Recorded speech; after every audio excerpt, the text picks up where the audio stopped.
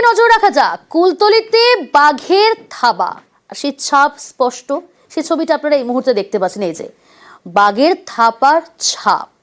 কিন্তু তারপর জঙ্গলে সার্চ অপারেশনে বনকর্মীরা, আর সেই সময় বাঘের মুখোমুখি, বাঘের গর্জনে দৌড় বনকর্মীদের।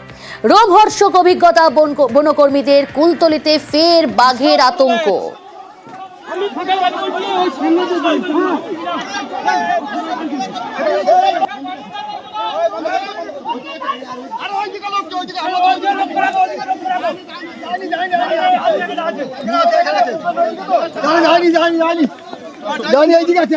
ভিতর থেকে লোক তোলেন, ভিতর থেকে আসছে।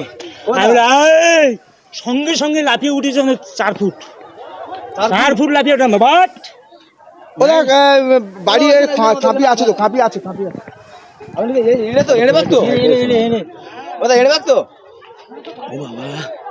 একটুকু চলাফেরা করেনি বাঘটা। চলাফেরা করেনি, প্রথম থেকে মাল কোথায় যাবেন, শিকার ছেড়ে খাই থাকবো, শিকার ছেড়ে কি আসছে। সঙ্গে সঙ্গে লাফিয়ে উঠেছে 4 ফুট লাফিয়ে ওঠা। বাট বাড়ি খাপি আছে তো, খাপি আছে, খাপি আছে।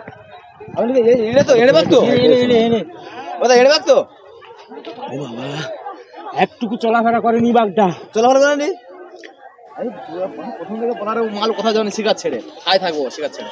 বনকর্মীর মুখে শোনালাম ভয়ঙ্কর সেই অভিজ্ঞতা। অর্পণ রয়েছে সরাসরি। অর্পণ, এটা একেবারে রোমহর্ষক অভিজ্ঞতা। বাঘের সামনাসামনি এবং বাঘের সেই গর্জন শুনে দৌড় বনকর্মীর। একদমই একদমই যারা বনকর্মী আমাদের ঠিক ডান সাইড এই জঙ্গলেই বাঘটি তখন অবস্থান করছিলেন এবং কর্মীরা এর ভিতরেই সার্চ অপারেশন চালাচ্ছিলেন এবং একমাত্র নিউজ 18 বাংলাতেই সেই ছবি আমরা দেখাচ্ছিলাম। এই যে জঙ্গল, সেই জঙ্গলে যখন সার্চ অপারেশন চলছে সেই সময় বাঘের গর্জন শোনা যায় এবং বনকর্মীরা যখন এই সার্চ অপারেশনের যে পদ্ধতি রয়েছে সেই পদ্ধতি মেনটেন করে তারা যখন সার্চ অপারেশন চালাচ্ছিলেন সেই সময় দেখা গিয়েছে যে বাঘের গর্জন শোনা যায় এবং বনকর্মীদের দেখে বাঘ কার্যত লাফ দিয়ে জঙ্গলের মধ্যে আবার সে লুকিয়ে পড়ে এবং তারপরে বনকর্মীরা সেখান থেকে ভয়ে কার্যত জঙ্গল ছাড়তে বাধ্য হয়। কারণ এই অবস্থায় বাঘ যদি কোনো বনকর্মীর ওপরে আঘাত আনে তাহলে কিন্তু তার প্রাণ সংশয় হতে পারে এবং তার পরবর্তী পদক্ষেপ নেওয়ার জন্য ইতিমধ্যেই বন দপ্তরের কর্মীরা তারা নতুন করে বৈঠক শুরু করেছেন এবং পুলিশের তরফ থেকে এই এলাকায় যারা রয়েছেন তাদেরকে বের করে দেওয়া হয়েছে এবং যারা বনকর্মী ছিলেন এই যে বিশাল যে জঙ্গল, গ্রামের পাশেই যে জঙ্গল রয়েছে সেই জঙ্গলের চারিদিকে ইতিমধ্যেই ফেন্সিংয়ের কাজ শুরু হয়েছে। বেশি পরিমাণে নেট নিয়ে আসা হয়েছে এবং যারা বন দপ্তরের উচ্চপদস্থ আধিকারিকরা রয়েছে তারা ঘটনাস্থলে আসছেন এবং এরপর কিছুক্ষণ পরেই সন্ধ্যা নামবে। আর সন্ধ্যা নামলেই কিন্তু এলাকার মানুষজন তারা যথেষ্ট আতঙ্কিত রয়েছেন, কারণ সকালবেলা তারা দেখে বলেছিলেন যে এখানে বাঘের পায়ের ছাপ রয়েছে, এই জঙ্গলেই অবস্থান করছেন বাঘ। তারপরে যখন বন দপ্তরের কর্মীরা এসে এখানে সার্চ অপারেশন শুরু করলেন এক প্রান্ত থেকে অপর প্রান্ত, তখনই কিন্তু বাঘের গর্জন এবং বনকর্মীদের চকলেট এবং তারা যে বোমা ফাটাচ্ছিলেন সেই বোমার আওয়াজে কিন্তু বাঘ এক স্থান থেকে অন্য স্থানে গিয়েছেন। কিন্তু বাঘ জঙ্গলে, তার নিজের জঙ্গলে, তার গভীর জঙ্গলে এখনো পর্যন্ত বাঘের অবস্থান স্পষ্ট। সেই জঙ্গলেই রয়েছে, পায়ের ছাপ যেমন মিলেছে, পাশাপাশি বাঘের গর্জন, আর সেই গর্জন শুনেই বনকর্মীর দৌড়। এর মধ্যে তারা আবার নতুন করে বৈঠকে বসেছে, কিভাবে বাঘকে বাগে আনা যায় সেই বিষয়ে তারা বৈঠক করছেন। আসছে সঙ্গে সঙ্গে লাফিয়ে উঠেছে 4 ফুট লাফিয়ে ওঠা। বাট বাড়ি খাপি আছে তো, খাপি আছে, খাপি আছে।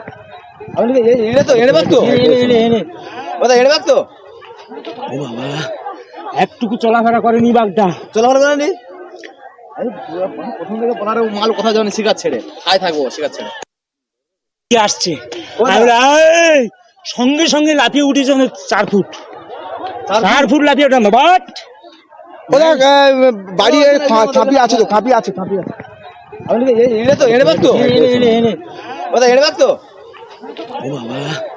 একটুকু চলাফেরা করেনি বাঘটা। চলাফেরা করেনি, রোমহর্ষক অভিজ্ঞতার কথা শোনালেন বনকর্মী। একেবারে বাঘের মুখের সামনেই পড়েছিলেন, তারপর সেখান থেকে কোনো রকমের দৌড়। আবারও কথা বলবো, অর্পণ রয়েছে আমার সঙ্গে। অর্পণ, আমরা দেখছিলাম কিছুক্ষণ আগেই পুলিশের তরফ থেকেও কিন্তু নজরদারি রাখা হয়েছে এবং গ্রামের বাসিন্দারা তারা তো আতঙ্কে রয়েছেন, তাদেরকে নজর দেওয়া হচ্ছে, বাড়তি সতর্ক করা হয়েছে। তারা আসছিলেন, তাদেরকে আরো দূরে যেতে বলা হচ্ছিল, বারবার করে মাইকিং করা হচ্ছিল। সেই নজরদারির ছবিটা ঠিক কি? দেখো, ইতিমধ্যেই মুইপিট কোস্টাল থানার পক্ষ থেকে গ্রামে মাইকিং শুরু করা হয়েছে। আমরা যে জঙ্গলে রয়েছি তার ঠিক পাশের যে গ্রাম, সেই গ্রামে মাইকিং করা শুরু হয়েছে এবং তাদেরকে আতঙ্কিত নয়, তাদেরকে সজাগ থাকতে বলা হয়েছে। কারণ বাঘ এই জঙ্গলে রয়েছে সেটি যেমন স্পষ্ট করেছেন বন দপ্তরের আধিকারিকরা, সাধারণ মানুষ আতঙ্কিত হয়ে তারা যেন অন্য কিছু আতঙ্কিত না হয়ে পড়েন, সেই জন্য পুলিশের তরফ থেকে নজরদারি বাড়ানো হয়েছে, সেই বিষয়ে তাদেরকে জানানো হচ্ছে। অন্যদিকে এই যে জঙ্গলের যে নদীর দিক, সেই নদীর দিক ইতিমধ্যেই ঘেরার কাজ শুরু করা হয়েছে এবং বেশি সংখ্যক বনকর্মী তারা এসছেন। কারণ এই যে জঙ্গল, এই জঙ্গলের পাশে আরো একটি জঙ্গল রয়েছে এবং সেখানেও গ্রাম রয়েছে। এইখান থেকে এই চকলেট এবং যে মানুষের কোলাহল শুনে সে যদি পাশের গ্রামে ঢুকে পড়ে তাহলে কিন্তু বিপদ আরো বাড়বে। আর সেই কারণে যে জঙ্গলে রয়েছে সেই জঙ্গলেই বাঘকে অ্যারেস্ট করা অথবা খাঁচাবন্দি করা বা তার নিজের যে রাস্তা, সেই রাস্তাতে তাকে ফিরিয়ে দেওয়ার জন্য নতুন ভাবে তারা ব্যবস্থা নিচ্ছেন। এবং ইতিমধ্যেই তুমি দেখতেই পারবে যে ছবি দেখাবার চেষ্টা করব যে নজর রাখো পরিস্থিতির উপর। অর্পণ, জিনাত জুজু কাটলেও ঝাড়খণ্ডে ফের ওড়িশার বাঘ। বালিডির জঙ্গলে বাঘের থাবার ছাপ। ঝাড়খণ্ডে বাঘের অবস্থান এখনো পর্যন্ত স্পষ্ট নয়। ঝাড়খণ্ডের 10টি গ্রামে বিশেষ সতর্কতা জারি করা হয়েছে। 5 জনের বেশি মানুষের জঙ্গলে যেতে নিষেধ করা হয়েছে। ঝাড়খণ্ড বাংলা সীমানায় বিশেষ সতর্কতা। রাজু রয়েছে আমার সঙ্গে টেলিফোন লাইনে। প্রতিনিধি রাজু, কোনোভাবে কি জানা গেল বাঘের অবস্থান সম্পর্কে?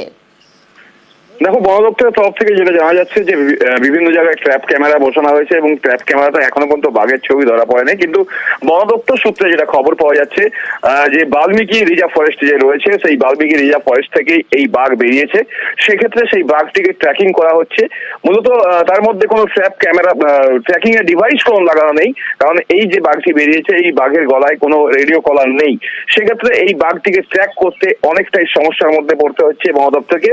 ইতিমধ্যে বন দপ্তরের তরফ থেকে এই যে গ্রামগুলি রয়েছে, বিশেষ করে এই জঙ্গল লাগোয়া যে 10টি গ্রাম রয়েছে, সেই 10টি গ্রামের উপর রেড অ্যালার্ট জারি করা হয়েছে। মূলত সকালে কিংবা রাতে মানুষকে বাড়ির বাইরে একা যাওয়ার জন্য নিষেধাজ্ঞা করা হয়েছে এবং জঙ্গলে যদি যেতেই হয় জঙ্গলে প্রয়োজনীয় জ্বালানি আনতে, সেক্ষেত্রে একাধিক মানুষকে একসাথে গিয়ে সেখান থেকে জ্বালানি নিয়ে আসার নির্দেশ দেওয়া হয়েছে। এবং বিশেষ করে এই সময় ভরা পর্যটক রয়েছে, সেক্ষেত্রে গালুরি এলাকায় পর্যটকের একটা এই মরশুমে আনা জানা থাকে। সেক্ষেত্রে সেই পর্যটকদের জন্য বিশেষ নজরদারি এবং পর্যটকদেরকে যাতে সচেতন করা যায় তার জন্য বিশেষ মাইকিং ব্যবস্থা করা হয়েছে। এবং বন দপ্তরের কর্মীরা অনবরত যে জঙ্গলগুলি রয়েছে, যে এলাকায় এই বাঘের পায়ের ছাপ দেখা গেছে এবং যে পথ দিয়ে বাঘটি গেছে, সেক্ষেত্রে সেই এলাকায় বিশেষ তত্ত্বাবধানে বন দপ্তরের কর্মীরা বিশেষ নজরদারি রাখছেন এবং স্থানীয় যে বন দপ্তর রয়েছে তার সাথে স্থানীয় প্রশাসনও তাদের সাথে সহযোগিতা করছেন, যাতে মানুষের কোনো রকমের কোনো সমস্যা না হয়। আর বিশেষত এই বাঘটিকে এখনো পর্যন্ত বোঝা যাচ্ছে না যে বাঘটি আদৌ সেখানে রয়েছে কি উন্মুক্ত সরেছে। সেক্ষেত্রে তাদের আরো বিভিন্ন যে প্রযুক্তি রয়েছে সেই সমস্ত প্রযুক্তি দিয়ে বাঘের যে স্থান, সেই স্থানকে সঠিকভাবে এখন পর্যন্ত তদন্ত করে দেখা হচ্ছে যে বাঘটি সেখানেই রয়েছে না আবার যে পথ দিয়ে বদল করেছে সেটা এখনো পর্যন্ত স্পষ্ট নয়। এদিকে বাঘ খুঁজতে ওড়িশা সরকারকে টিম পাঠানোর অনুরোধ মুখ্যমন্ত্রীর।